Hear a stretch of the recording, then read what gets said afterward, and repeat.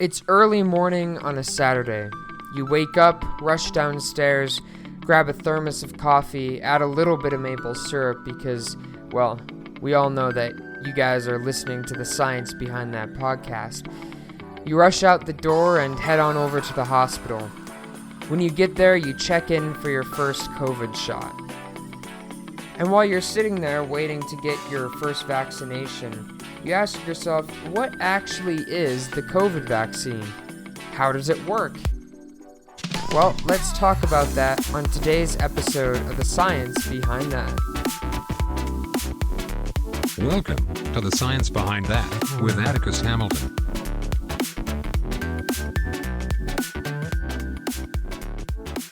Hello, all you scientists, and welcome back to The Science Behind That podcast. I hope you guys are having a beautiful Monday wherever you are. I know I am. It's like 82 outside here. It's a beautiful Monday. So today we're going to be talking about the SARS CoV-2 vaccine, as you guys heard. So make sure to grab yourself a cup of coffee. This is going to be a longer episode. So getting started here, a while ago I recorded an entire episode on how vaccines in of themselves work. So if you guys haven't seen that episode, I would definitely recommend taking a look at it before you guys listen to this one. That one will be very informative because I'm just going to kind of give a simple overview of how vaccines basically work with this before we talk about this particular vaccine. So in general, there are a couple different types of vaccines. You have what are called subunit vaccines. You have conjugate vaccines. You have dead vaccines, and you have live vaccines. And so under live vaccines, we have what are called attenuated vaccines. And these are vaccines that contain a weak strain of whatever pathogen it is that we're talking about. Excuse me, I had to grab some coffee there. And then under the dead vaccines, we have a whole different, amalgam of different vaccines. We have whole virus vaccines. We have subunit virus vaccines. We have vaccines where we basically just take the pathogen, grind it up into tiny bits, and just inject that into patients. So there are a lot of dead vaccines as well. And then we have conjugate and subunit vaccines, which I really won't talk about today because those are typically used for bacteria. And then, of course, we have toxoid shots, which are used for toxins, which we will not cover today, but I did cover in my old episode on vaccines from, I believe, either the 19th or 17th of November of this past year. So, first off, we're only going to be talking about the Pfizer, Moderna, and AstraZeneca vaccines just because the Johnson & Johnson vaccine is kind of iffy on does it actually work, which the evidence suggests it doesn't, so we're not really going to talk about that one. But as for Pfizer, Moderna, and AstraZeneca, they are DNA vaccines. Now, it's kind of misleading because SARS-CoV-2 does not contain DNA, and so, for all of you scientists out there who have been attentive and paying attention to the media, everyone was like, oh, they're DNA vaccines, and in their very brief definitions, they're like, well, DNA vaccines are vaccines that contain the DNA from the pathogen. It's not entirely accurate, and especially in this instance because COVID, or SARS-CoV-2, which I'm just going to abbreviate by SARS-2. So COVID will be SARS-2 for the sake of this podcast episode. It has RNA. So the vaccine is technically an RNA vaccine. But regardless of that, DNA vaccines and RNA vaccines, they work in the same principle. So typically speaking, if we just take like your standard flu vaccine, which is an attenuated vaccine. This vaccine contains the live whole flu virus that's been weakened, right? So what happens when you inject that into the patient? Well, When you inject that into the patient, it is first metabolized by the trash can cell of your body called a macrophage. That macrophage chops up that little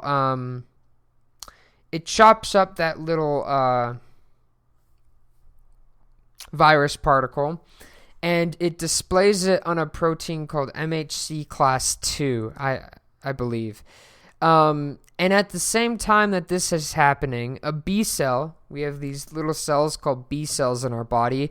They're just floating around, hanging out, and this little B cell binds to this MHC class 2, and after it binds, so what happens is the B cell phagocytizes a viral particle at the same time that the macrophage is phagocytizing a viral particle. And so what happens is the B cell displays the chopped up virus on its own special receptor called the BCR, or B cell receptor, and it displays it to the macrophage, and they basically bind, and the B cell's like, yes, more of that, activate more of that. Good job, macrophage. And the macrophage is active, right? So now what happens? Are we done yet? No, we're not. There's another type of cell in your body called a T cell. And a particular type of T cell, which is like a baby T cell called a naive T cell, or a naive CD4 T cell, a naive T cell, that binds to the B cell on the BCR receptor, and it goes from being a naive T cell to a CD4 or a CD8 T cell, which are in active form. And so basically what happens here is that the B cell and the macrophage, just to summarize, B cell and the macrophage phagocytose this virus, and this is for an influenza vaccine again, at the same time. They bind to each other on the BCR and MHC class 2 receptors, and they essentially activate each other. After that, that B cell goes on to bind to a helper T cell or a naive T cell and activate that naive T cell. And after you do that, you've basically stimulated an immune response. So you've basically created what are called both memory B cells and memory T cells. Memory T cells remember what the antigen looks like, or the piece of virus, what it looks like, so they can activate more B cells. And B cells remember what the antigen looks like, so they can activate what are called plasma cells or effector cells, which produce antibody. So long story short, that's what happens. And again, I want to stress this, ladies and gentlemen, that is with influenza vaccines, not with this one. This one is a little different. So as I mentioned previously, macrophages have a protein on their surface called MHC class 2 that they use to display the chopped up virus to the B cell, right?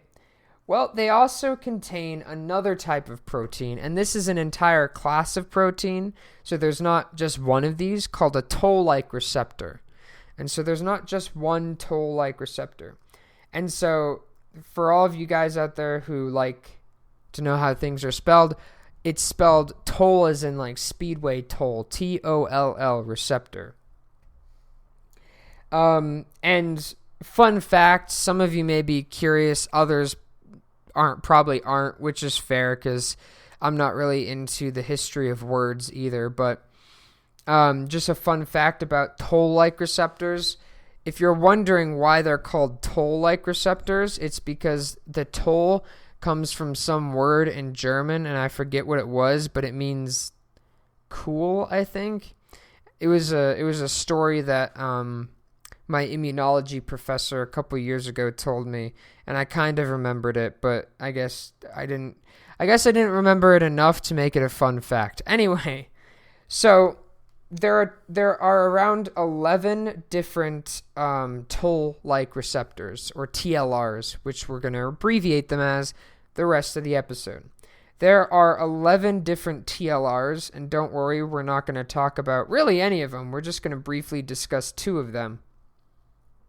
So, TLR7 and TLR8 are special toll-like receptors designed to recognize single-stranded RNA. And then we have TLR3, which recognizes double-stranded RNA. Now, if we recall, the genetic information stored within the SARS CoV-2 virus is a positive sense single-stranded RNA. And so that will bind to either TLR7 or TLR8. TLR7 or TLR8.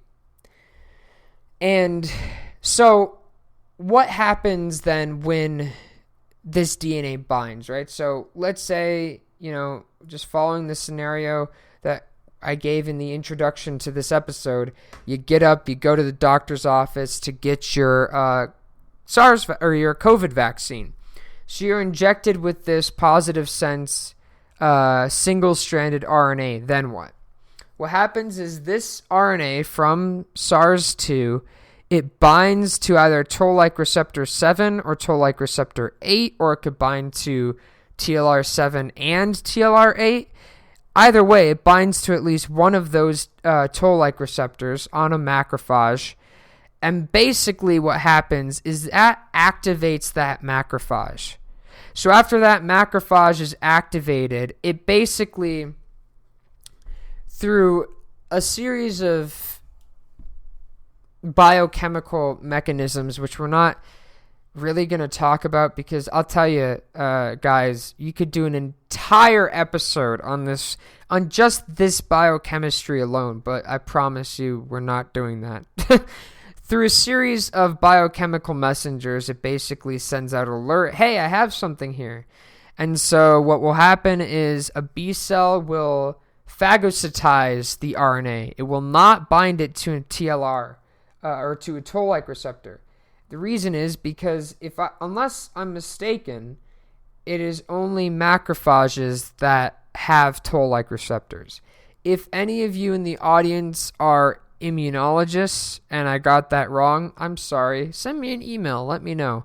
But I'm fairly certain that it is only macrophages that have toll-like receptors. And so, I guess macrophages and neutrophils. Anyway, so the B cell phagocytoses the RNA from the vaccine, and it binds to MHC class 2, because what happens is when that DNA or when that RNA binds to that receptor on the macrophage, it basically activates the MHC class 2 as if that macrophage had phagocytosed something, even though it didn't.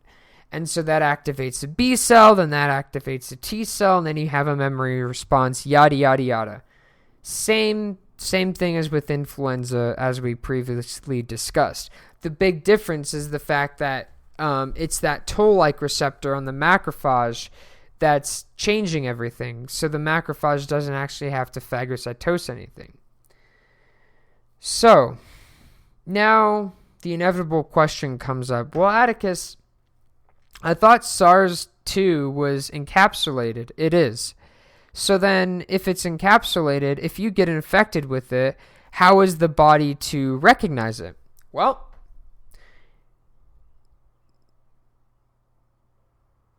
the answer is kind of complex. Because you're right? So that RNA won't be exposed if you yourself are exposed to the virus, right?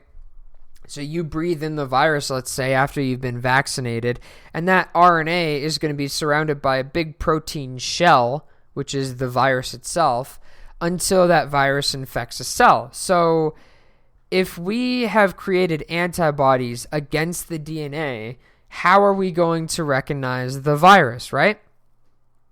Well, what ends up happening is kind of a complex series of unfortunate events, if you will.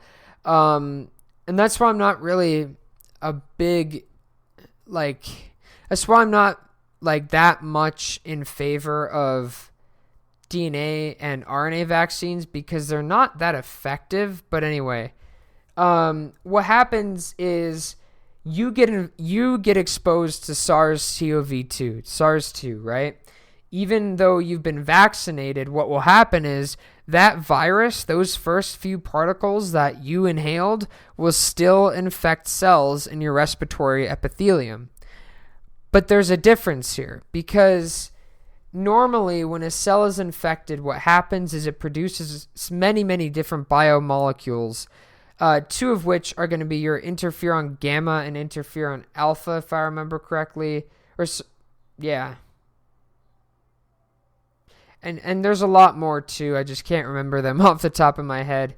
And you could do a whole episode on that. But anyway, the cell produces these compounds that are basically leached out of the infected cell, and it's screaming to the immune system, "Kill me, I'm infected."